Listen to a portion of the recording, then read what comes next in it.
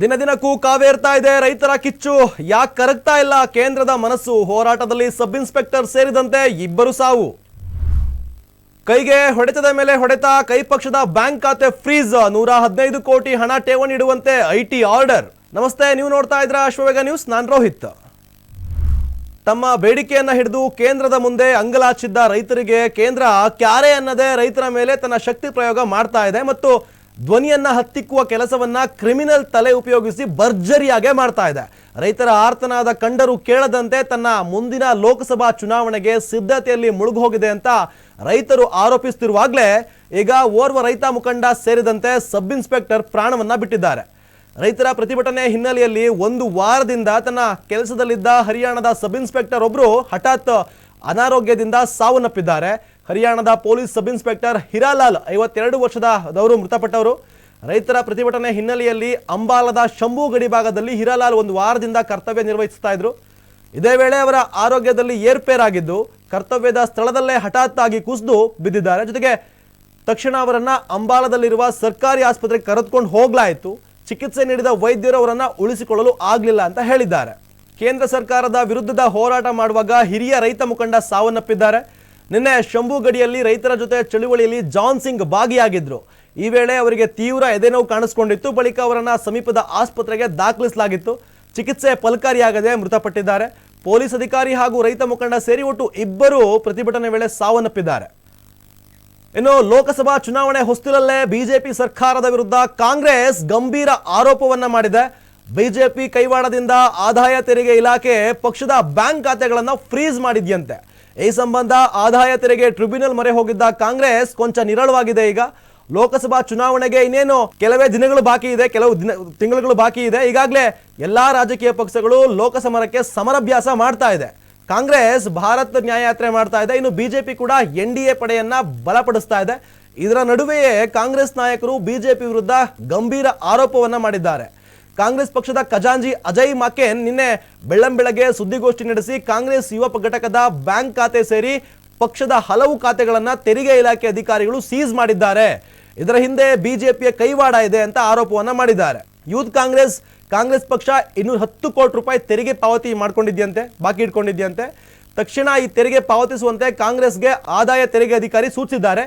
ಇದಕ್ಕಾಗಿ ಕಾಂಗ್ರೆಸ್ ಬ್ಯಾಂಕ್ ಖಾತೆಗಳನ್ನ ಆದಾಯ ತೆರಿಗೆ ಇಲಾಖೆ ಅಧಿಕಾರಿಗಳು ತಮ್ಮ ಬ್ಯಾಂಕ್ ಖಾತೆಗಳು ಸ್ಥಗಿತಗೊಳಿಸಿದೆ. ಇದರಿಂದ ನಮ್ಮ ಖಾತೆಗಳಲ್ಲಿ ಕ್ರೌಡ್ ಫಂಡಿಂಗ್ ಹಣವನ್ನ ಬಳಸಿಕೊಳ್ಳಲು ಆಗ್ತಾ ಇಲ್ಲ. ಚುನಾವಣಾ ಹತ್ತಿರದಲ್ಲೇ ಬಿಜೆಪಿ ಸರ್ಕಾರ ರಾಜಕೀಯ ದುರುದ್ದೇಶದಿಂದ ಕಾಂಗ್ರೆಸ್ನ ಬ್ಯಾಂಕ್ ಖಾತೆ ಸ್ಥಗಿತಗೊಳಿಸಿದೆ.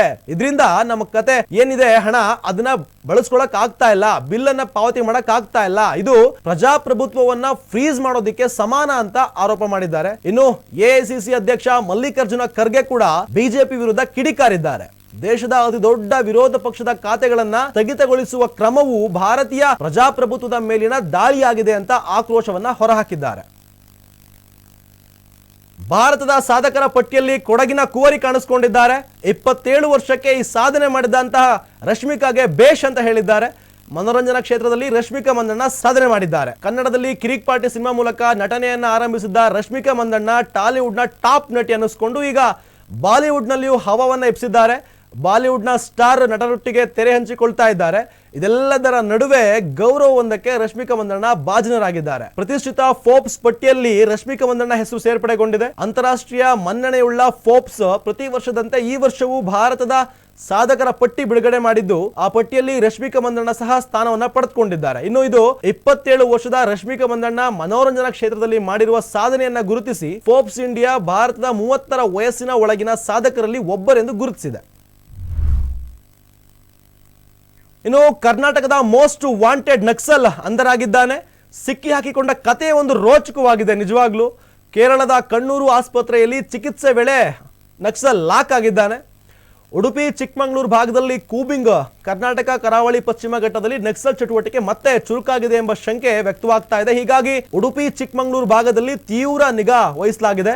ನಕ್ಸಲರ ಓಡಾಟದ ಹಿನ್ನೆಲೆ ANF ನಿಂದ ಕೂಬಿಂಗ್ ಕಾರ್ಯಾಚರಣೆ ಚುರುಕುಗೊಳಿಸಲಾಗಿತ್ತು. ಮಲೆನಾಡು ಕರಾವಳಿ ಭಾಗದಲ್ಲಿ ಕಟ್ಟೆಚ್ಚರ ವಹಿಸಲು ನಕ್ಸಲ್ ನಿಗ್ರಹ ದಳಕ್ಕೆ ಈಗಾಗಲೇ ಸೂಚನೆಯನ್ನ ನೀಡಲಾಗಿದೆ. ಇನ್ನು ಕೇರಳದ ಕಣ್ಣೂರು ಸರ್ಕಾರಿ ಆಸ್ಪತ್ರೆಯಲ್ಲಿ ಚಿಕಿತ್ಸೆ ವೇಳೆ ಕರ್ನಾಟಕದ ಮೋಸ್ಟ್ ವಾಂಟೆಡ್ ಭೂಗತ ನಕ್ಸಲ್ ಸುರೇಶ್ ಬಂಧನವಾಗಿದೆ. ಈತ ಚಿಕ್ಕಮಗಳೂರು ಜಿಲ್ಲೆಯ ಮೂಡಿಗೆರೆ ತಾಲೂಕಿನ ಅಂಗಡಿ ಗ್ರಾಮದವನಂತೆ. ಪೊಲೀಸ್ ಇಲಾಖೆ ಈತನ ಬಗ್ಗೆ ಮಾಹಿತಿ ನೀಡಿದವರಿಗೆ 5 ಲಕ್ಷ ಬಹುಮಾನ ಘೋಷಣೆ ಮಾಡಿತ್ತು. ಸದ್ಯ ಈಗ ಬಂಧಿಸಲಾಗಿದೆ.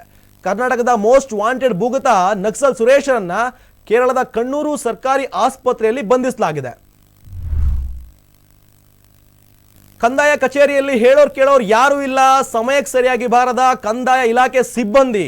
ನಾಯಕರೇ ಕ್ರಮ ಜರುಗಿಸ್ತೀರಾ ಇಲ್ಲ ಸುಮ್ಮನಿರ್ತೀರಾ ಅಂತ ಜನಸಾಮಾನ್ಯರು ಕೂಗನೆ ಎತ್ತಿದ್ದಾರೆ. ಸರ್ಕಾರಿ ನೌಕರರು ಸಮಯಕ್ಕೆ ಸರಿಯಾಗಿ ಬರಬೇಕು ಅಂತ ಆಗಾಗ ಆದೇಶಗಳು ಹೊರ ಬರ್ತಾನೆ ಇದ್ರು ಸಹ ರಾಯಚೂರು ಜಿಲ್ಲೆಯ ಮಾನ್ವಿ ಕಂದಾಯ ಕಚೇರಿಯಲ್ಲಿ ಅಧಿಕಾರಿಗಳು ಯಾವಾಗ ಬರ್ತಾರೆ ಯಾವಾಗ ಹೋಗ್ತಾರೆ ಅಂತ ತಿಳಿಯದಾಗಿದೆ ಜನರಿಗೆ ಮತ್ತು ಗೋಳಾಟವಾಗಿದೆ.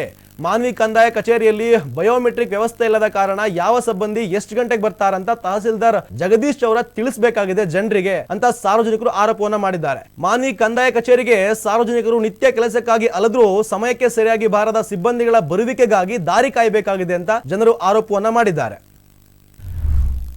ಇದಾಗಿತ್ತು ಈ ಹೊತ್ತಿನ ವಿಶೇಷ. ಹೆಚ್ಚಿನ ಮಾಹಿತಿಗಾಗಿ ನೋಡ್ತಾ ಇರಿ ಅಶ್ವವೇಗ.